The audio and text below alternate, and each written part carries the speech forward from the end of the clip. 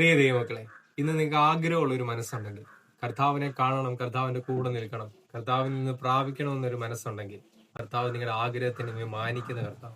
ബൈബിളിൽ ഒരു സംഭവം കാണുന്നുണ്ട്. ആൾക്കൂട്ടത്തിനിടയിൽ തിക്കും തിരയിൽ നിൽക്കുമ്പോൾ യേശുവിനെ കാണണമെന്ന ആഗ്രഹത്തോടെ കാട്ടത്തിൽ വലിഞ്ഞു കയറിയ സക്കായിയുടെ കഥ നമ്മൾ കാണുന്നുണ്ട്. സക്കായി വളരെ ആഗ്രഹത്തിൽ യേശുവിനെ ഒന്ന് കാണണം, യേശുവിനെ അറിയാൻ വേണ്ടി അവൻ അത്തിമരത്തിൽ വലിഞ്ഞു കയറി. ആ ആഗ്രഹത്തെ കർത്താവ് കണ്ടു, കർത്താവോടെ നിന്നു.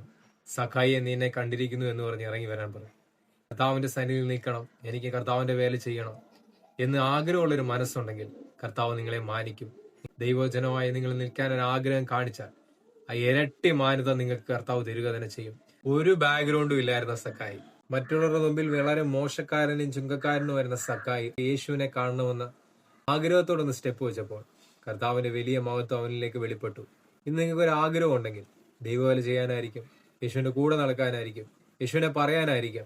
നിങ്ങൾക്ക് ഒരു ആഗ്രഹം ഉണ്ടെങ്കിൽ കർത്താവ് നിങ്ങളുടെ കൂടെ ഇറങ്ങി നിൽക്കുന്ന കർത്താവ്. ആരൊക്കെ നിങ്ങളെ കുറ്റം വിധിച്ചാലും, ലോകക്കാർ നിങ്ങളെ കുറ്റം വിധിച്ചാലും, നിങ്ങളുടെ ബന്ധുക്കൾ നിങ്ങളെ കുറ്റം വിധിച്ചാലും, യേശുവിനെ കൂടെ നിൽക്കണമെന്നൊരു ആഗ്രഹം ഉണ്ടെങ്കിൽ, യേശുവാണ് എന്റെ കർത്താവെന്ന് നിങ്ങളുടെ ഹൃദയത്തിനുള്ളിൽ നിന്ന് പറയാൻ റെഡിയാണെങ്കിൽ, ആ യേശു നിങ്ങളിലേക്ക് ഇറങ്ങി വരുന്ന കർത്താവ്, നിങ്ങളുടെ കൂടെ നിൽക്കുന്ന കർത്താവ്. മനുഷ്യൻ പുറമേ ഉള്ളത് നോക്കുന്നു, മനുഷ്യൻ കാണുന്നത് പറയുന്നു, എന്നാൽ ദൈവം ഹൃദയം നോക്കുന്നു.